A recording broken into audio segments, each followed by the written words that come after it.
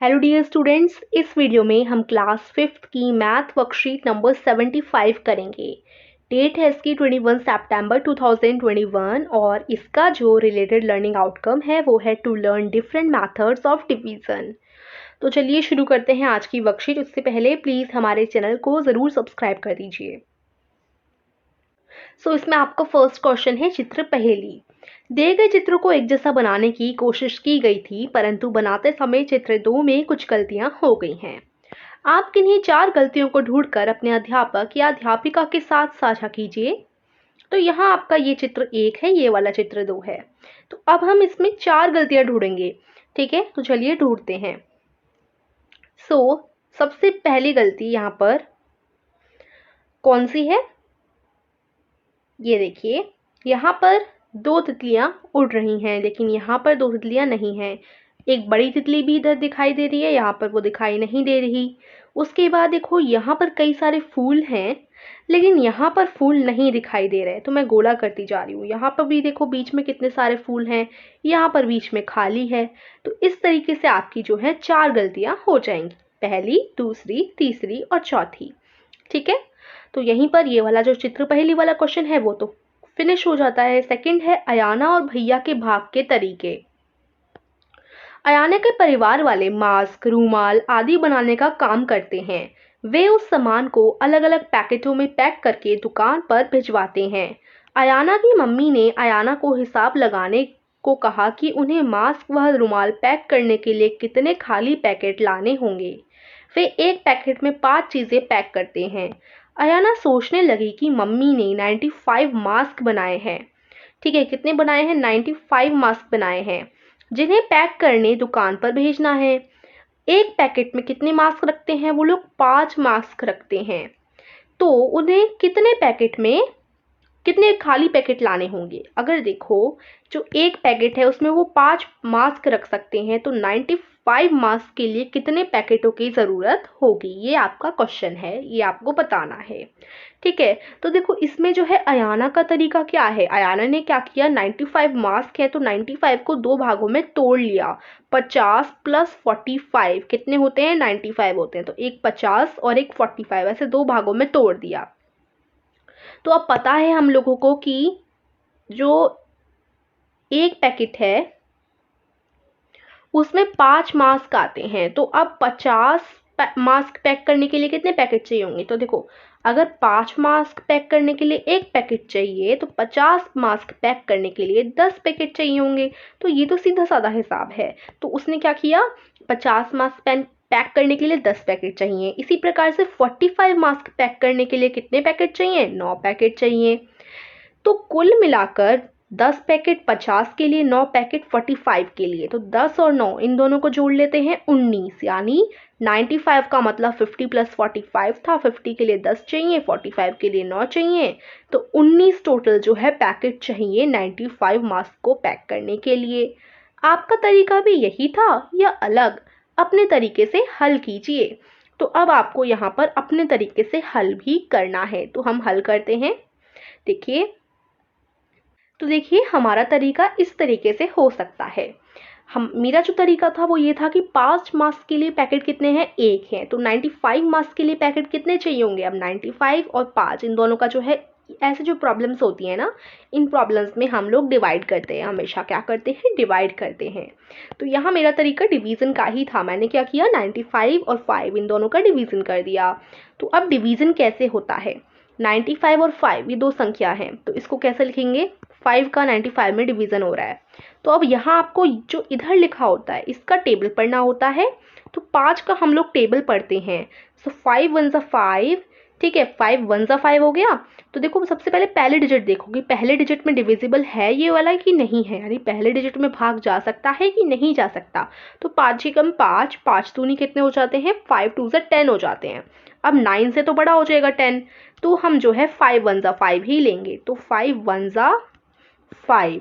ठीक है, अब यहाँ हमेशा जब जो भी लिखते हैं उनका माइनस हो जाता है, उन्हें घटा देना होता है। तो 9 में से आप 5 घटाइए तो 4 बचेंगे हमारे। ठीक है, उसके बाद जो अगली डिजिट होती है उसको हम नीचे इस तरीके से उतार लेते हैं। हमने अगली डिजिट ऐसे उतार ली।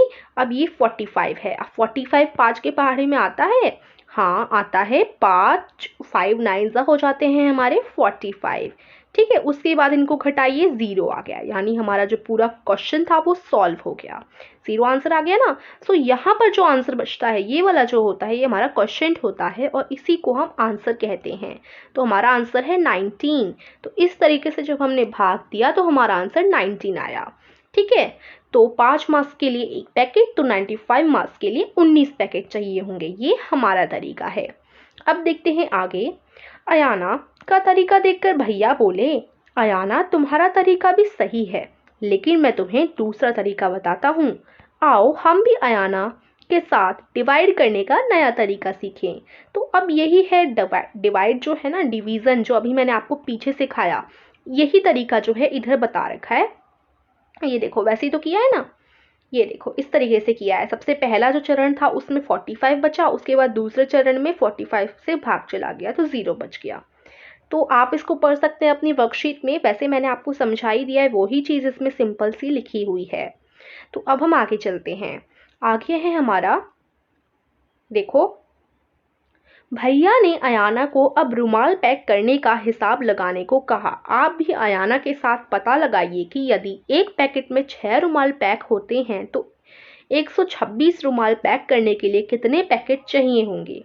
तो देखो ये आपका जो है टोटल क्वेश्चन रहेगा। तो एक पैकेट में 6 रुमाल पैक होते हैं, तो अभी हम ऊपर यहाँ पर लिख देते हैं एक पैकेट में जो है, एक पैकेट में कितने रुमाल, 6 रुमाल।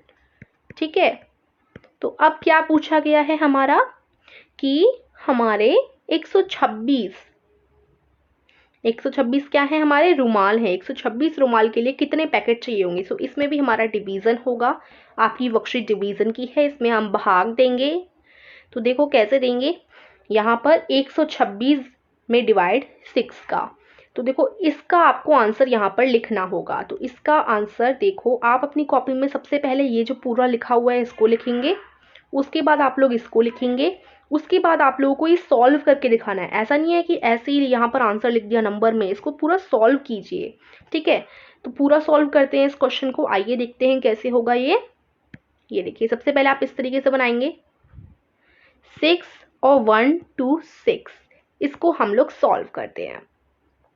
तो 6 1 ज़ा 6, 6 2 ज़ा 12 हो जाएंगे। उसके बाद आपका यहाँ 0 बच जाएगा जब हम माइनस करेंगे। उसके बाद हम लोग 6 उतारेंगे, तो अब 6 1 ज़ा 6 हो जाएगा, यहाँ पर फिर 0 बच जाएगा आपका। ठीक है, तो इस तरीके से आपका आंसर 21 आ गया।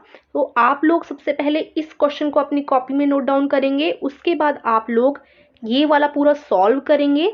ठीक है, तो इस तरीके से आपका आंसर जो है कितना आ गया, 21। आपका आंसर 21। ठीक है, अभ्यास का समय। अब ऐसे कई सारे आपको क्वेश्चंस दे रखे हैं, ये सारे क्वेश्चंस हैं, देखो इनके आंसर। 867 में 3 का डिवाइड करना है यहाँ पर, तो इसका आंसर 289 आ गया। कैसे आया, चलिए करते हैं। 867 में 3 का डिवाइड करना है। सो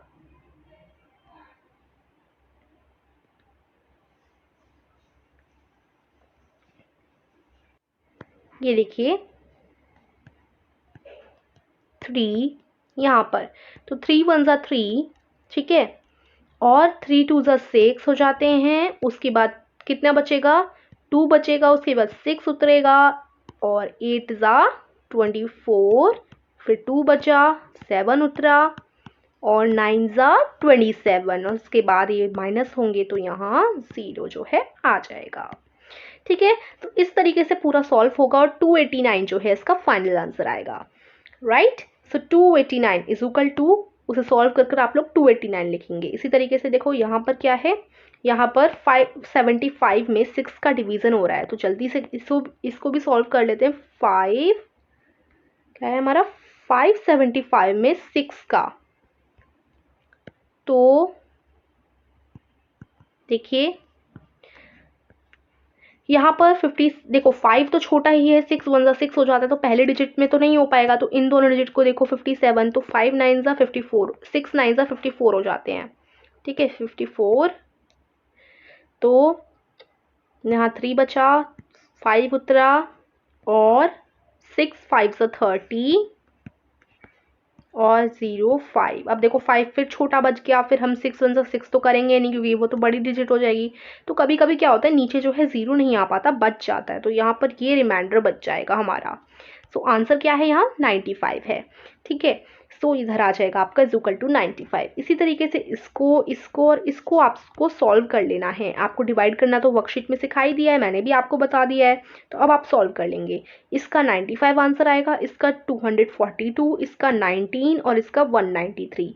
पहले के 2 क्वेश्चन मैंने आपको सॉल्व करके दिखा दिए हैं, एक में जो है रिमाइंडर बच गया था। पूरा सॉल्व करने के बाद देखो, पूरा सॉल्व करने के बाद जो कभी कभी क्या होता है यहाँ पर लास्ट में बच जाता है, तो इसको हम रिमाइंडर कहते हैं। रिमाइंडर, इसको हम क्या कहेंगे, रिमाइंडर कहेंगे। तो कभी कभी इस क्वेश्चन में जो है रिमाइंडर बच गया था, तो ये रिमाइंडर वाला क्वेश्चन था, इसको भी करवा दिया मैंने और सिंपल वाला भी करवा दिया। ऐसे ही जैसे मैंने करवाए हैं इन तीनों को सॉल्व कीजिए, प्रैक्टिस कीजिए और इसके आंसर्स तो मैंने आपको दिखाई रखे हैं। ठीक है, तो वर्कशीट यहीं आपकी कंप्लीट होती है। आशा करती हूँ आपको समझ आई होगी। वीडियो को ज़रूर लाइक कीजिएगा, चैनल को सब्सक्राइब कीजिएगा। Thank you.